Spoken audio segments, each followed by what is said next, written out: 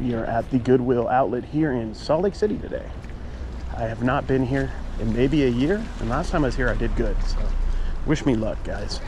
Historically, this bins has been pretty clothing centric, so that's mostly what I'm looking for today. Hey, how are you? Good, how are you? So, look, it's none of my business. What's with the GoPro? Film what I'm doing, film what I'm finding. That is so cool. Is Yeah, it it is. Scan stuff for you? No, it just shows what I find. So like I have it kind of like with my hand view, and then I can catch what I find. And then I do YouTube videos on it, and I show people what I find, yeah. Oh, you got a card or something? I don't know. It's just American Arbitrage on YouTube and Instagram everywhere. Oh, yeah, check it out. Yeah, check it out, man. So cool, dude. Yeah, thanks, man. If you've seen my Goodwill Bins videos in the past, you know I'm buying for two places, Whatnot and eBay. This is just a Whatnotable kind of shirt. And when I'm paying, probably a quarter or less for it, I'm going to pick it up. Even if I get a few bucks, I'm okay. On eBay, it'd probably go for like $4 or $5, maybe plus shipping. So it might even still be a buy. Here's a fun little Baskin-Robbins Stranger Things collab. I don't know if people who worked there had to wear this at some point for Stranger Things. It actually sells decently. One recently sold for 12 shipped and one for more like 20 shipped. So I'm going to pick that up. At the price I'm paying, I just can't pass it up. That's what I love about the bins. The entry point, you always make the money on the buy, and the entry point here is so low that you can take some, small risks. That's not a risk, though. I saw this hoodie staring at me from across the way. Wasn't 100% sure what it was, but it's a center swoosh, kind of like mid-2000s, I think. ASU, Arizona State hoodie. This stuff is desirable. I mean, it's probably going to cost me $2 or $3. And one recently sold for $18 plus shipping.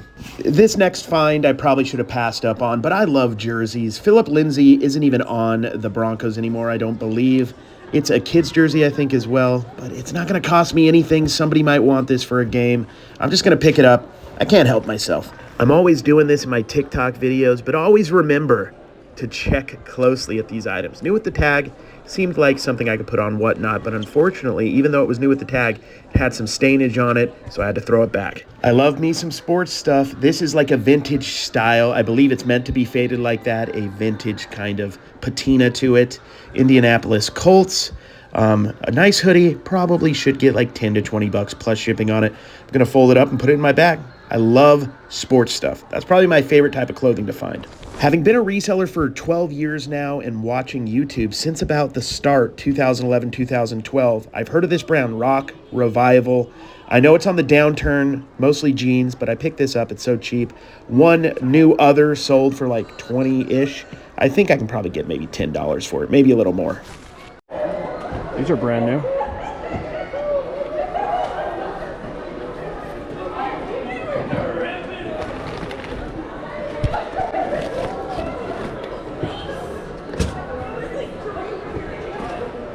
World's only corn palace, South Dakota, Don. 2008. South Dakota corn plush. Corn what? Corn plush. Were you all aware that Bret Michaels did a dog plush? It's kind of cool. It's a blast from the past right here. New with the tag. These actually sell decently. If you're buying them at bin prices, they're probably worth picking up. I should get like $10 to $15 on this, plus shipping. I can't complain. If it doesn't sell, I don't care. It's pretty rad. It was in the bin over there in the plushes. It looks like Cool Kevin, I think. Get it. Does, except for cooler. Get it. It's funny how when you're searching for a certain type of item, you keep finding it. Here's another hoodie, Minnesota Vikings, in great condition. It's not Nike. It's like Team NFL, which is kind of their more simple, generic brand that they produce. But it's a nice, clean hoodie. Should sell decently. I'm going to put it on eBay. Somewhere between about $15, $20 plus shipping. You got animal one side and then animal on the other side. Nice. I found this, see? Oh, cool. Modern Green Day, not worth a ton, but why not? I feel like every good bins video needs to have a changing of the bins video segment. They're changing, and bringing out new bins every like 30 minutes, hour, 2 hours, depending on where you're at. It's like, I think, every hour-ish here in Salt Lake City. So this is when you can find some really great stuff, but there's a lot of competition. What I like to do is kind of just move around and hopefully find stuff that's pretty decent that people don't quite want. Maybe it's not a grail or something that they want to put on Instagram or something. So that's where I really make a lot of my money, is the great stuff or the really good stuff that doesn't quite hit their qualifications. Another type of shirt that I definitely like to look out for at the bins outside of sports ones are band ones, concert ones. This is Steve Early and the Dukes.